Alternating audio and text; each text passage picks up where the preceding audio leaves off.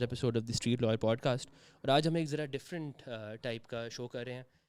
یہ ایک نئی انٹروڈکشن ہے جہاں پہ میرے ساتھ ایک ریگولر اپیئر ہوں گی ایڈوکیٹ حجاب ملک, اور ہم ڈسکس کریں گے کرنٹ افیئرز, لیگل ان پہ انالیسز, اور اس وقت ہمارے ارد کیا ہو رہا ہے, ہمارا اس پہ کیا ویو ہے. شاید آپ لوگوں کو کچھ ہمارے انالیسز پسند آئے, کچھ سے آپ ایگری کریں گے, کچھ سے آپ ڈس ایگری کریں گے. تو حجاب آپ اپنا انٹروڈکشن پلیز کرا دیں. السلام علیکم Hadi, hope you are doing well. میرا نام حجاب ملک ہے اور میں ایک پریکٹسنگ لائر ہوں سنس 1 year, اور میں نے گریجویشن کی ہے بہاؤالدین ذکریہ یونیورسٹی ملتان سے. It was LLB honours just after FSc, مطلب FA کے بعد بھی آپ کر سکتے ہیں لیکن میرا FSc تھا. تو 5 سال کا تھا یہ, اور اس کے بعد میں نے کورس جوائن کی. تو اسٹڈیز اور کورس کا جو ماحول ہے وہ تو انٹائرلی ڈفرینٹ ہوتا ہے. لا اسکول میں لا اسکول میں جو چیزیں پڑھائی گئیں کہ اس طرح کورٹس میں ہوگا, یا جو ہم فلمز میں دیکھتے ہیں, ڈراماز میں دیکھتے ہیں کہ اس طرح ہوتا ہے, سیریز میں دیکھتے ہیں. ایگزیکٹلی. تو وہ جو ہے بہت ہی ڈفرینٹ ہوتا ہے ڈسٹرکٹ کورٹس میں. ہائی کورٹ کا ہے تھوڑا اس طرح کا ڈیکورم, اور زیادہ بھی نہیں ریلیٹ کرتا لیکن تھوڑا بہت. تو ہائی کورٹ کا کام بڑا مزے کا ہے, لیکن ڈسٹرکٹ کورٹس کا جو ہے وہ بہت ہی ڈفرینٹ ہے. تو مجھے بتائیں کہ آپ کا لا 5 سال والا لا تھا بہت ایک سے, تو کیسی آپ نے بتایا کہ وہ بہت مختلف ہے, ریئل لائف پریکٹس بہت مختلف ہے جو ہمیں پڑھایا جاتا ہے اس سے, اور میں بھی اس سے ریلیٹ کر سکتا ہوں. میرا لا UK والا 3 سال کا لا تھا, مگر میرا لا بھی بہت مختلف تھا اصل زندگی سے اور پریکٹس سے, اور واپس آ کے دوبارہ مجھے اس کی ٹرانزیشن کرنی پڑی. لیکن آپ ایسا تاثر دیا جاتا ہے کہ آپ لوگ جو لا کرتے ہیں وہ تھوڑا زیادہ ان ٹچ ہوتا ہے لوکل پریکٹس سے. شاید لیجسلیشن وائز شاید آپ CRPC اور یہ چیزیں پڑھتے ہیں, بیر ایکٹس پڑھتے ہیں. بیر ایکٹس آپ لوگ پڑھتے ہیں. تو ہم تو بیر ایکٹس بھی ان کے پڑھ کے آئے تھے جو انگریزوں کے تھے, تو یہاں پہ تو فائدہ نہیں تھا. بیر ایکٹس جو بھی ہوں ان میں جو ہمیں ریمیڈیز بتائی جاتی ہیں وہ ریمیڈیز ادھر نہیں ہوتی. ادھر ہر چیز کے لیے شارٹ کٹس بنائے ہوئے ہیں کہ کوئی بھی آپ کو ریمیڈی چاہیے اس کا شارٹ کٹ یہ ہے, آپ اس طریقے سے کر سکتے ہیں. ہاں, اس کا مطلب ہے کہ پروسیجرل irregularities ہیں ان پلیس اور وہ ایسی چلتی ہیں. ایسے ہی ہے. تو چلیں اب ہم آج کے ایجنڈے پہ 2-3 ایشوز ہیں ہمارے ارد گرد.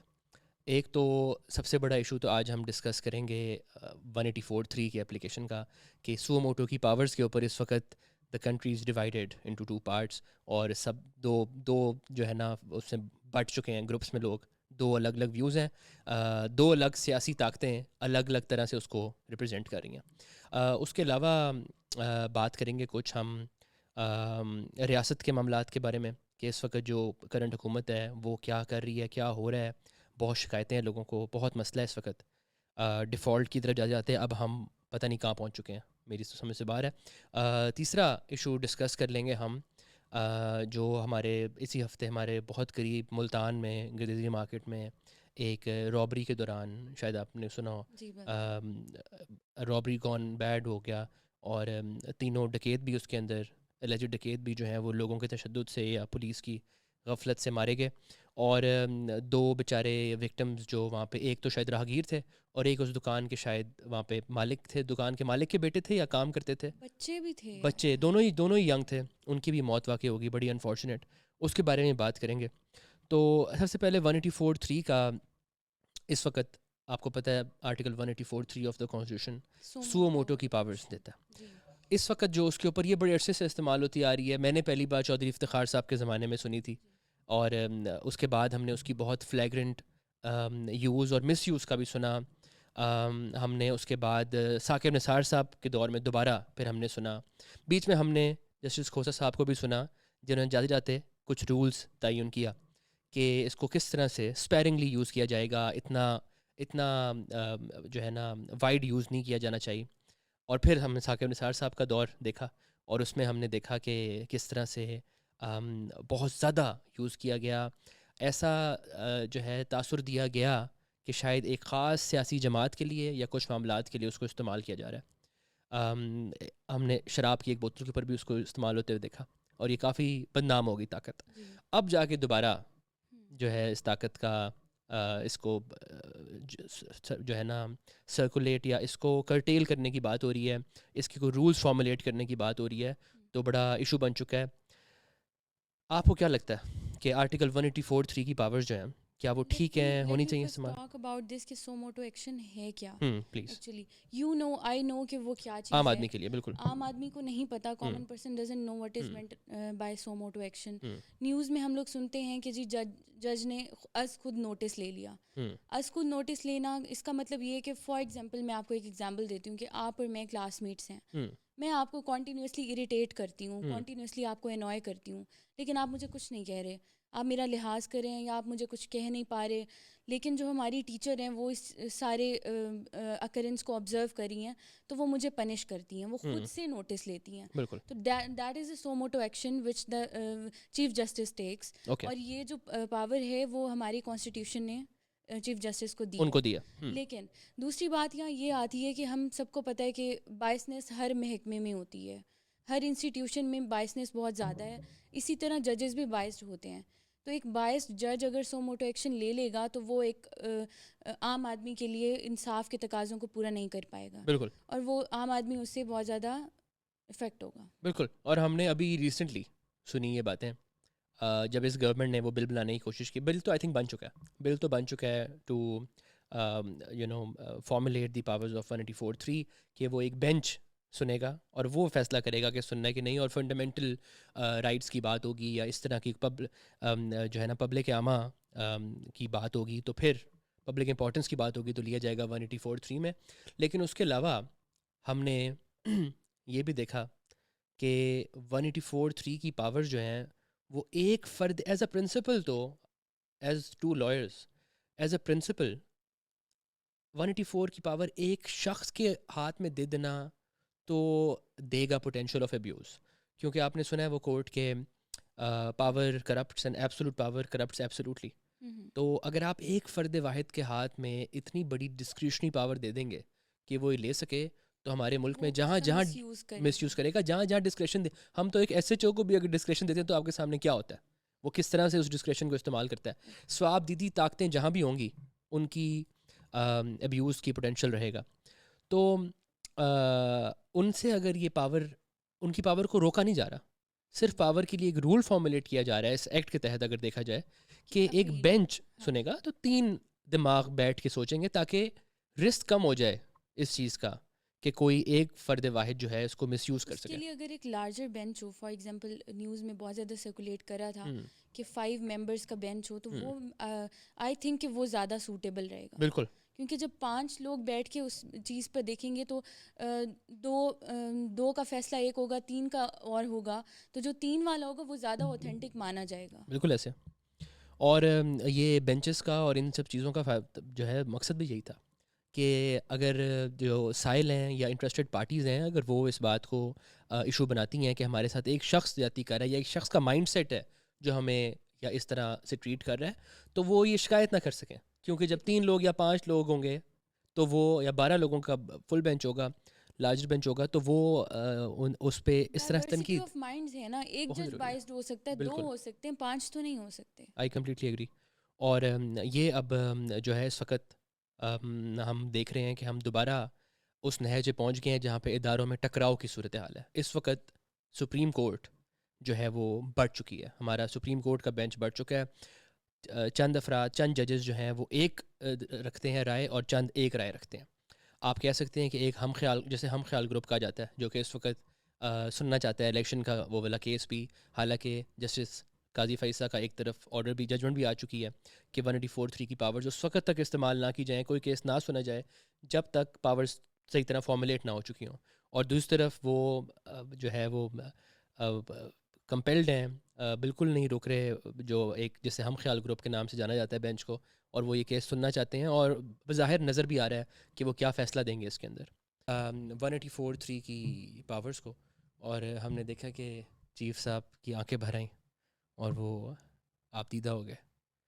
تو کاش وہ اس وجہ سے بھی آپ دیدہ ہوتے کہ ایک ادارہ جس کے وہ ہیڈ ہیں, جس کی ذمہ داری وہ لیتے ہیں, اس ہیڈ کی, اس ادارے کے اندر کتنی بڑی بڑی زیادتیاں ہوتی ہیں روزانہ لے مین کے ساتھ. آپ جانتی ہیں, میں جانتا ہوں ایز اے پریکٹیشنر کہ ہماری کچہریوں میں, ہمارے ہائی کورٹس میں انفارچونیٹلی کیسے ایک بندہ صبح چلتا ہے اپنے دیہات سے, جس مرضی حالات سے, کوئی لوگ اپنے, زیادہ تر لوگ اپنا کام نوکری چھوڑ کے آتے ہیں اور وہ انہیں الگ نقصان ہوتا ہے، اور وہ آتے ہیں اور پھر وہ وکلا کی بہت زیادہ فیسز دیتے ہیں، ان کی ڈیوز دیتے ہیں، چارجز پے کرتے ہیں کاؤنسل فی دینے کے بعد.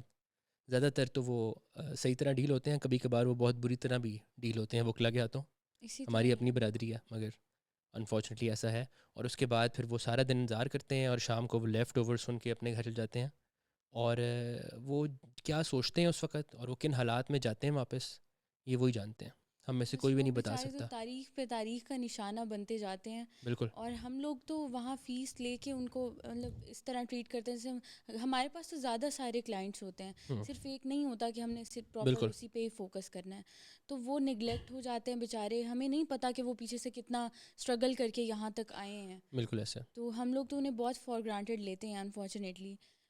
بس یہی ہے کہ کیسز ہیپ اپ ہوتے جا رہے ہیں، کوئی فیصلہ نہیں ہے، کوئی ان کا کوئی انسٹنٹ فیصلے نہیں دیتے. بالکل. بس اسٹرینتھ ہے جو بڑھتی جا رہی ہے. جسٹس ڈیلیڈ ہے جسٹس ڈینائڈ. اور وہ کاش وہ اپنی کورٹس میں پینڈنسی کے کیسز سے بھی آبدیدہ ہوتے، کاش وہ لاپتہ افراد کے لیے بھی آبدیدہ ہوتے، کاش وہ آبدیدہ ہوتے کہ یہ ملک کہاں پہنچ گیا ہے. اور جب ہم اسٹیبلشمنٹ کی بات کرتے ہیں اور اس کے رول کی بات کرتے ہیں تو اسٹیبلشمنٹ اب میرا تو یہی ویو ہے کہ اسٹیبلشمنٹ تو اصل میں تو ہماری جوڈیشری ہے اسٹیبلشمنٹ.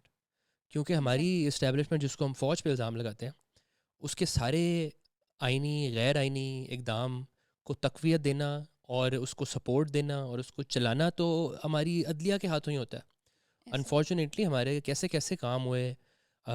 ایک منتخب وزیر اعظم کو سزائے موت ہوئی، غلط سزائے موت ہوئی خاص طور پر. اور کیسے کیسے سیاستدانوں کے ساتھ ہم نے کیا کیا رویہ اختیار رکھا، انہیں ہم نے ہارڈ اینڈ کرمنلس کی طرح ٹریٹ کیا. اور ہم نے تھوڑا سا بینڈ کیا لاء کو، اکثر جگہوں پہ ہم نے تھوڑا سا بینڈ کیا لاء کو جب ہم نے کسی کو اپنی وینجنس کا نشانہ بنانا ہوتا تھا اپنے بینیفٹس کے لیے. اپنے بینیفٹس کے لیے.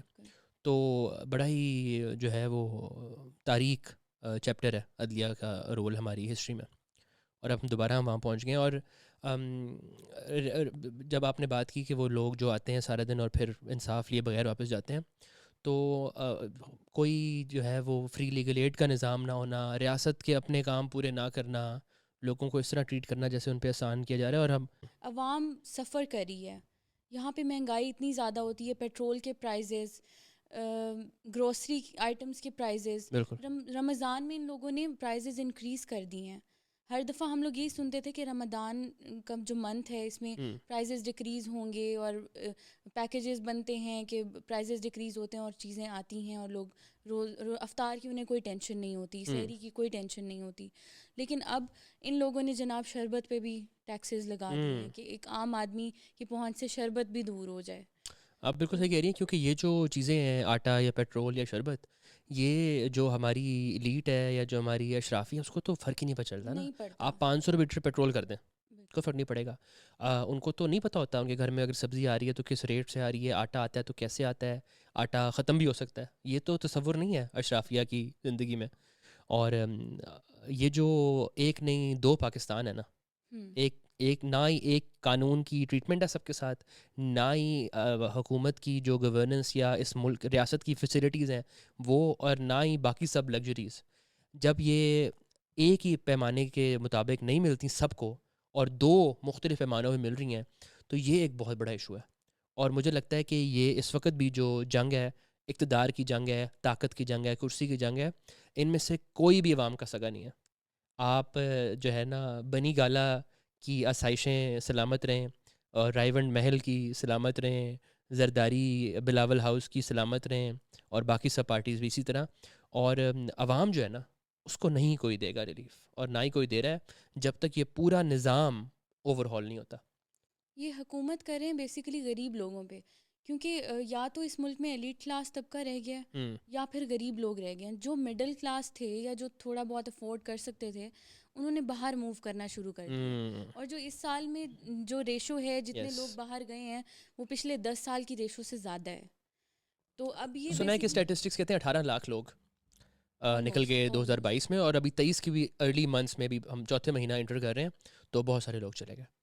ہمارے اپنے سوشل سرکل میں بہت سارے ایسے لوگ ہوں گے جو آئلس ٹافل ان چیزوں کی پریپریشن کر کے باہر نکلنے کا سوچ رہے ہیں. ہر کوئی یہ کہتا ہے کہ پاکستان میں کوئی فیوچر نہیں ہے. فیوچر کیوں نہیں ہے؟ کیونکہ حکومت کو جن چیزوں پہ غور کرنا چاہیے وہاں نہیں کرتی, لیکن جو لیم ایشوز ہیں ان کو یہ اٹھا لیتے ہیں. اور یہ بات ٹھیک ہے کہ یہ غریب پہ حکومت کرتے ہیں, اور اگر غریب نہیں ہوگا تو حکومت کس پہ کریں گے؟ اگر یہ سبھی پڑھ لکھ جائیں گے اور یہ سبھی خود کفیل ہو جائیں گے تو پھر جو ہے وہ بادشاہ سلامت کو اور افسر شاہی کو سلوٹ کون مارے گا؟ اور اسی وجہ سے غریب جو ہے وہ غریب تر ہوتا جا رہا ہے. اور اشرافیہ کے لیے تو یہ ملک جنت ہے. اشرافیہ کا تو جب دل کرتا ہے وہ یورو ٹرپ مار کے واپس آ کے اپنا یہ سائڈ ہوم جو انہوں نے بنایا ہوا ہے, یہاں پہ صرف قبرستان ہے دفنانے کے لیے کہ اپنے عزیز و اقارب دفنانے ہی آئے, باقی سارے کام باہر کرنے ہیں. تو یہ بڑا انفارچونیٹ ہے. اور آئی تھنک لاسٹ ایشو بھی ڈسکس کر لیتے ہیں کہ گردیزی مارکیٹ ملتان میں ہم اس وقت بیٹھے ہیں, ایک بہت بہت important one of the most busiest markets ہے, اور بہت افسوسناک واقعہ کہ ایک رابری گون بیڈ ہے کہ 3 ڈکیت, ڈیٹیلز آئی تھنک یہی ہیں کہ 3 ڈکیت بائک پہ وہ آئے اور انہوں نے ایک جویلری شاپ پہ آئی تھنک انٹری کی, اور وہاں پہ مزاحمت ہوئی. مزاحمت کے دوران انہوں نے فائرنگ کی. فائرنگ سے وہاں پہ ایک کام کرنے والا لڑکا, آئی تھنک آلیان نام تھا اس کا, بہت ینگ بچہ, کیا کیا اس کے خواب ہوں گے, اس کے گھر والوں کے کیا کیا خواب ہوں گے اس کے لیے, وہ وہاں پہ اس کی جو ہے نا موت واقع ہوئی. ایک اور آئی تھنک راہگیر بچہ تھا, اس کا کوئی تعلق نہیں تھا اس سے, اور اس کو بھی ایک گولی لگی, اور پھر لوگوں نے پکڑ کے ان کو اتنا تشدد کا نشانہ بنایا کہ ان کا برا حال ہو گیا. بہت برا حال کیا. مارکیٹ کتنی کراؤڈڈ ہے, بہت زیادہ کراؤڈڈ ہے, اور دن دہاڑے وہاں پہ ڈکیتی ہو رہی ہے. تو یہ چیزیں کہاں سے آ رہی ہیں یہ سوچیں نا, اس بات پہ غور کرنا چاہیے کہ یہ کیوں ہو رہا ہے. یہ پچھلے کچھ سالوں میں یہ چیزیں کم ہو گئی تھیں, ٹیررزم بھی بالکل کم ہو گیا تھا, اور رابری اور یہ ساری چیزیں بھی بہت حد تک کم ہو گئی تھیں, کیونکہ حالات بہتر تھے, اتنے ورسٹ نہیں تھے جتنے اب ہو گئے ہیں. تو لوگوں کو رابری کرنے پہ مجبور کیا جا رہا ہے نا. جب ان امپلائمنٹ ہوگی, جب اتنی غربت ہوگی تو وہ لوگ کہاں سے کھائیں گے؟ اوبویسلی انہوں نے انہی مینس کے ذریعے سے کمانا ہے, کہیں نہ کہیں سے وہ آ جائے ان کے پاس. لیکن جہاں تک یہ گردیزی مارکیٹ والے واقعے کی بات ہے, تو جو رابری کرنے کے لیے جو لوگ وہاں تھے, 3 تھے جو تھے, ان کا کرمنل ریکارڈ جو ہے کافی سارا خراب تھا. ایک جو بندہ تھا وہ 12 پرچوں میں ایکیوز تھا.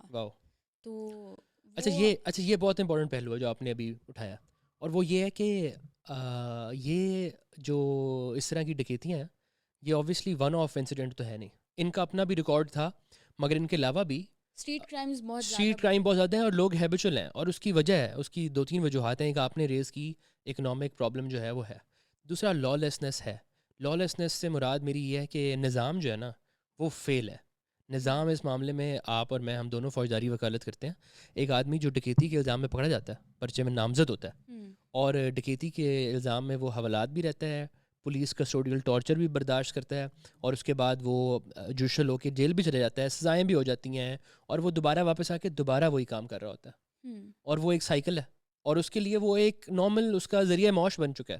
اس کے لیے وہ لوکریٹو ہے, کیونکہ اسے پتہ ہے کہ نظام اتنا کمزور ہے, پروسیکیوشن اتنی کمزور ہے, قانونی اس طرح کے سکم موجود ہیں کہ وہ ایکویٹ ہو جائے گا, باہر آ جائے گا اور دوبارہ ہی کام کرے گا. بڑا خطرناک مچھر ہے. مجھے ایک بات یاد آ گئی ہے, میں وہ آپ سے شیئر کرنا چاہوں گی. میری نا ایک چور تھا, وہ تھا تو کلائنٹ لیکن چور تھا. اچھا. تو اس سے میری بات ہو رہی تھی, میں نے اس سے کہا, میں نے کہا کیوں کرتے ہو یہ کام؟ اچھا. میں نے کہا کیوں کرتے ہو, کورٹ کچہری کے چکر لگانے پڑتے ہیں, بار بار پکڑے جاتے ہو. تو وہ کہتا ہے کہ میڈم جب پہلی بار میں پکڑا گیا نا اور مجھے مار لگی, تب میرا ڈر ختم ہو گیا کہ بس اتنا ہی مار سکتے ہیں, اس سے زیادہ کیا ماریں گے, اور کہاں سے کماؤں, کہاں سے کھاؤں. تو وہ جو ڈر تھا وہ میرا بیسیکلی ختم ہو چکا ہے. اب میں اسی لیے بار بار میں بادر نہیں کرتا ان چیزوں. This is why torture doesn't work. Torture as a technique is ineffective and does more harm than good. اور ٹارچر کسی بھی معاملے میں ہمیں کام نہیں کرتا. مگر اس کے علاوہ بھی اس کے علاوہ بھی ٹارچر اس کا قانونی سکم اور لوپ ہولز کے علاوہ بھی ایک اور بات بھی ہے, اور وہ یہ ہے کہ لوگوں نے انہیں اتنا مارا کہ وہ ان میں سے 3 میں سے 2 جو ہیں وہ رستے میں ہلاک ہو گئے, اور تیسرا جو ہے ہاسپٹل میں زخمی حالت میں موجود ہے. اب عوام ایسا کیوں کرتی ہے؟ عوام کو قانون ہاتھ میں لینے کی ضرورت کیوں پڑتی ہے؟ بنیادی وجہ تو اگریشن اتنا زیادہ بڑھ گیا تھا عوام میں, جب انہوں نے دیکھا کہ بچے جن کا کوئی قصور لاشیں دیکھی انہوں نے, بالکل. چلو رابری کرنے جا رہے ہو, کرو, جاؤ کر لو, ٹھیک ہے, لیکن اسٹریٹ فائرنگ کرنے کی کیا ضرورت تھی؟ اچھا میں آپ کو بتاؤں حجاب, اس میں نا یہ جو ڈکیتی کے دوران فائرنگ ہے اور افراد مارے گئے ہیں، اوبویسلی کوئی جسٹیفیکیشن نہیں ہے اس کی، مگر اگر ہم ٹھنڈے دماغ سے اور لاجیکلی سوچیں نا، ایک گینگ آف ڈکیت جب جاتا ہے ڈکیتی کرنے، آئی ڈونٹ تھنک ان کے لیے فیوریبل ہوتا ہے، یا وہ یہ سوچتے ہیں یا چاہتے ہیں کہ ڈکیتی کے نتیجے میں وہ قتل بھی کرتے آئیں. جس طرح میں نے آپ کو بتایا ہاں کہ سوچ کے نہیں جاتے. جس طرح میں نے آپ کو بتایا کہ ڈکیتی کر کے تو گھوم پھر کے واپس آ جاتے ہیں دوبارہ، وہ تو ایک جوائے رائڈ ہے. مگر قتل اوبویسلی ایک سیریس چیز ہے اور سزائے موت دینے والا ملک ہے، یہاں پہ ڈیتھ پینلٹی دی جاتی ہے. تو آئی تھنک چاہتے نہیں ہیں وہ کوئی سیریل کلر تو ہے نہیں کہ انہیں کوئی سکون ملتا ہو لیکن ہم قتل اس کر چیز کے. کو انالائز نہیں کر سکتے نا کہ پتہ نہیں وہ کس اسٹیٹ آف مائنڈ میں تھے، کیا وہ سائیکوٹک تھے یا وہ انہوں نے شوق سے کی. شوق سے کون کسی کو مارتا ہے؟ کوئی شوق سے نہیں مارتا. اور obviously situation out of control جب ہو گئی ہو تو may be robbery gone bad بالکل ایسے ہی ہوا. مگر اس سے ایک اور چیز بھی، ایک اور پہلو بھی ہے ڈسکس کرنے والا، اور وہ ہے سیلف ڈیفینس کے لاز. اس وقت سب لوگ جاننا چاہتے ہیں کہ ان کے پاس کیا قانونی حقوق ہیں کہ وہ اپنے دفاع کے لیے کیا کر سکتے ہیں. انفارچونیٹلی اس ملک کے اندر بہت زیادہ اسلحہ ہے عام لوگوں کے پاس، افراد کے پاس، مگر زیادہ تر کے پاس لائسنس نہیں ہے، اس لیے وہ اتنے کانفیڈنٹ نہیں ہیں اس کے ساتھ. زیادہ تر جن کے پاس لائسنس ہے، کافی سارے ان میں سے اس کو کپڑے میں لپیٹ کے قرآن شریف کی طرح الماری میں رکھتے ہیں، استعمال نہیں کرتے یا اپنے آپ کو پریپیئر نہیں کرتے. کافی سارے جو ہیں وہ چاہتے ہیں کرنا، ڈرتے ہیں کیونکہ پولیس اس حد تک تنگ کرتی ہے لائسنسڈ ہولڈرس کو بھی، اور ان کے لیے ایک بکرا ہوتا ہے. ایک بندہ جو لائسنس ویپن کیری کر رہا ہے، اس سے وہ پیسے لیں گے، تنگ کریں گے، جھوٹے پرچے کریں گے. اور ڈکیت تو ان لائسنس ویپن لے کے پھرتے ہیں. اب یہ 3 لڑکے وہاں پہ پھرے تھے، پولیس کو جہاں ایکشن لینا چاہیے وہاں نہیں لیتی. لیکن ایک عام آدمی کو ٹارچر ہمیں کرنے میں ڈسکریج ان کا کرتی ہے، پورا ہمیں ڈسکریج ہاتھ کرتی ہے کہ ہمارا جو قانونی حق ہے، آئین پاکستان بھی دیتا ہے رائٹ ٹو پروٹیکشن ہمارا، اور ہمیں سیکشن 92 سے 106 پی پی سی کے بھی دیتے ہیں بنیادی حقوق دفاع، سیلف ڈیفینس کا. اور سیلف ڈیفینس کی جورسپروڈنس بڑی مضبوط ہے کیونکہ ہم نے اس کا لا اور ورڈ تو یو کے سے ہی لیے ہیں. تو یو کے والے لاز میں وہ بہت اسٹرانگ ہے. انگلینڈ میں جو آپ کا ہاؤس ہولڈ ہے نا، آپ کا جو گھر ہے، اس کو تو بہت پروٹیکشن حاصل ہے. ایک آئی تھنک لارڈ ڈیننگ کا کوٹ ہے، ایک جج کا کوٹ ہے جسٹس کا، کہ house is A English means castle, اور اس کیسل کی ایک سینکٹیٹی ہے. پاکستان میں بھی کیونکہ اسلامک جورسپروڈنس ہے تو ہم اپنے گھر کی 4 دیواری کو تو بہت سینکٹیٹی دیتے ہیں. مگر آئی تھنک وقت آ گیا کہ لوگوں کو بتایا جائے کہ ان کے کیا حقوق ہیں ویپن کے بارے میں، سیلف ڈیفینس کے بارے میں، کب وہ استعمال کر سکتے ہیں، کب نہیں استعمال کر سکتے. لائسنس ویپن بھی ہر کوئی چھپا کے، جیسے آپ نے کہا کہ بالکل قرآن شریف کی طرح کپڑے میں لپیٹ کے گھر کی زینت بناتے ہیں کہ جو ہمارے پاس ہے. وہ باہر لے کے جائیں بھی تو کیسے جائیں؟ ہر جگہ پولیس نے روکنا ہے، انہیں تنگ بالکل کرنا ہے. جن کو روکنا چاہیے ان کو نہیں روکتے. ہمیں یہ بلائنڈ گاڑی کے بلائنڈرز ٹنٹڈ پہ ونڈوز، اور ٹنٹڈ ونڈوز پہ اتنا تنگ کرتے ہیں. بالکل ایسے حالانکہ 100% ٹنٹڈ تو نہیں ہوتے. پھر بھی ایک تنگ کرتے ہیں. فیملی کار جب یوز ہوتی ہے تو وہ انٹنٹڈ گاڑی میں بڑا انکمفرٹیبل فیل ہوتا ہے. بالکل ایسے. اور خاص طور پہ فیملی بھی. اور آپ دیکھیں کہ ہم جس شہر میں رہتے ہیں وہاں پہ دھوپ جو ہے وہ کیا کرتی ہے ہمارے ساتھ. بالکل ایسے ہی. اور ملتان از اے اسمال ٹاؤن بیسکلی، تو پرائیویسی اور یہ ساری چیزیں ہم لوگوں کو سب مینٹین جانتے ہیں کرنی پڑتی ہیں. تو اس پہ بھی اتنا وہ لوگ رولا ڈالتے ہیں، بہت رولا ڈالتے ہیں، اور اس کو مس یوز کرتے ہیں، اس طاقت کو، اس ڈسکریشن کو، جس کے لیے وہ روک لیتے ہیں. مگر ویپن کی بات ہم کر رہے تھے، سیلف ڈیفینس لاس کی، تو میں نے دیکھا کہ اس واقعے کے آئی تھنک 2 دن بعد کراچی میں ایک واقعہ ہوا، ایک بیٹری شاپ کے اندر. شاید آپ نے ویڈیو دیکھی ہو. وہ ایک ویڈیو ہے، اگر ہم چلا سکیں تو ہمیں کہ ڈکیت انٹر ہوتے ہیں ایک بیٹری شاپ میں، وہاں مالک ہوتا ہے، اور مالک ہوتا ہے ایک گلاس ڈور کے پیچھے. مالک کو موقع ملتا ہے، اس ویپن ہوتا ہے اس کے پاس، اور ڈکیت بھی آرمڈ ہوتے ہیں. تو مالک اپنا ویپن نکالتا ہے اور ڈکیت کو ایک فائر کرتا ہے جو کہ اس کو لگتا ہے. اس کو لگنے کے بعد وہ ڈکیت باہر بھاگتا ہے، اور وہ تینوں اب ڈکیت بھاگ رہے ہیں. ان کا منہ سڑک کی طرف ہے، دکان ان کے بیک سائڈ پہ ہے، اور پیچھے سے اب جو اونر ہے نا، اب وہ پیچھے سے ان پہ گولیاں داغ رہا ہے نشانہ لے کے، اور وہ ماری جا رہا ہے جب تک ان میں سے ایک جو ہے وہ نیچے گر نہیں جاتا. اور آئی تھنک اس کی موت بھی واقع ہوئی ہے، اور باقی زخمی بھی ہو جاتے ہیں بھاگتے ہوئے گولیاں لگنے سے. کچھ دن بعد گرفتار بھی ہو جاتے ہیں.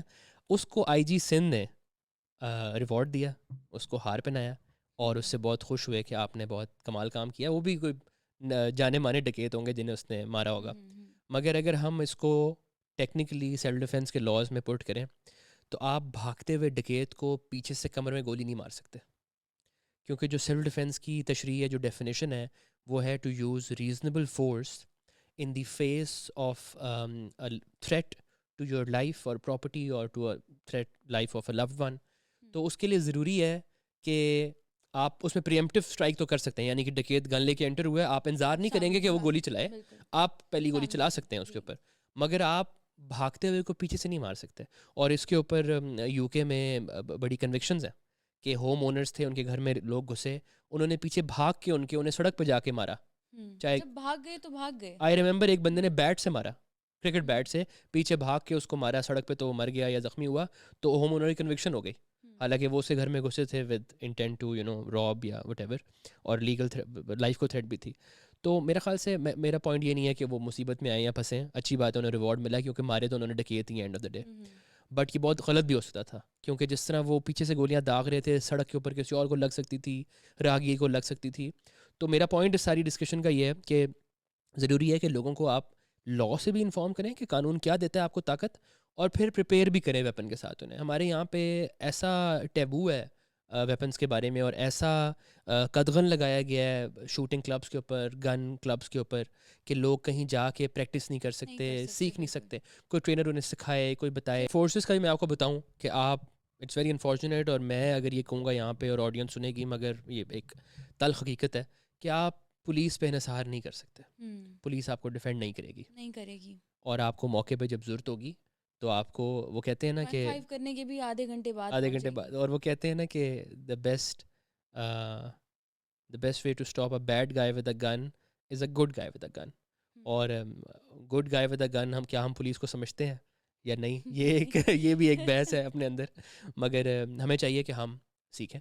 اور بہت سارے معظم معاشروں میں ہوتا ہے, بہت سارے ملکوں میں, یوکرین میں, رشیا میں, امریکہ میں, بہت جگہوں پہ لوگ اپنے ینگ لوگوں کو 18 سال کے بعد سکھاتے ہیں کہ یہ ویپن ہے, یہ تم نے ذمہ داری سے, جس طرح گاڑی کے بارے میں سکھاتے ہیں. ہم چاہتے ہیں کہ 18 سال سے بڑا بچہ انڈیپینڈنٹ ہو, وہیکل پہ ٹرانسپورٹ کرے, موبلٹی ہو اس کی, پڑھائی کے لیے جا رہا ہے, کاروبار کے لیے جا رہا ہے. اسی طرح ہم چاہتے ہیں خطرناک معاشروں میں جہاں پہ اسلحہ جو ہے وہ ڈکیت کے پاس ہے, دہشت گردوں کے پاس ہے, ہم چاہتے ہیں کہ ہم ینگ لوگوں کو 18 سال کے بعد سکھائیں کہ یہ ویپن ہے, یہ تمہارے نام کا لائسنس ہے, یہ رسپانسبلٹی ہے بیٹا, اس کو ایسے یوز کرنا, یہ صحیح استعمال ہے, یہ غلط استعمال ہے, شو نہیں مارنی, ہوائی فائرنگ نہیں کرنی. ابھی تک تو ہوائی فائرنگ پہ لوگوں کو نہیں سمجھایا جا رہا کہ آپ نے اوپر ایریل فائرنگ نہیں کرنی, وہ گولیاں نیچے گریں گی, لوگوں کو لگیں گی.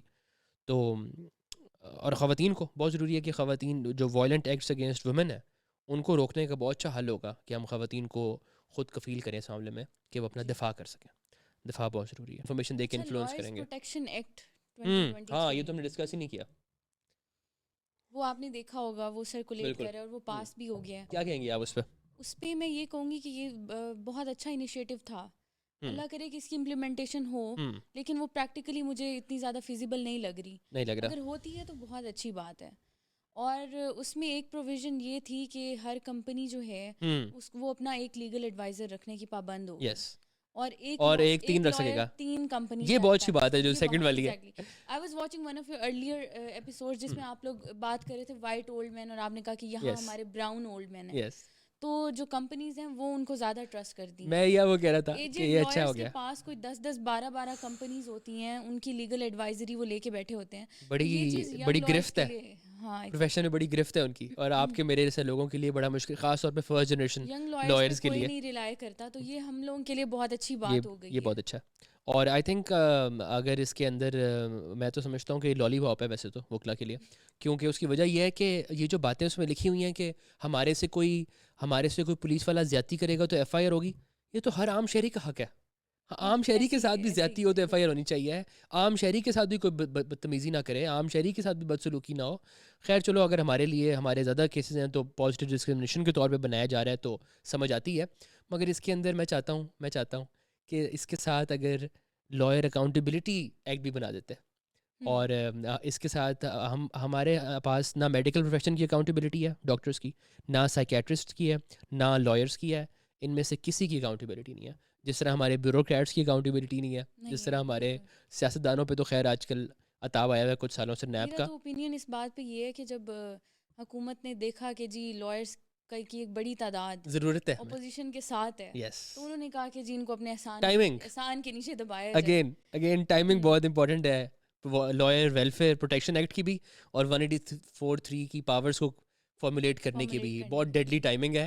حالانکہ ان پرنسپل دونوں باتیں ٹھیک ہیں, ہونی چاہیے دونوں باتیں. تو آج کے ایپیسوڈ کو ادھر ہی ختم کرتے ہیں, اور انشاءاللہ کوشش کریں گے کہ ویکلی ایک ایپیسوڈ ضرور کریں جس کے اندر ہم یہ سب باتیں ڈسکس کر لیا کریں. Thank you job.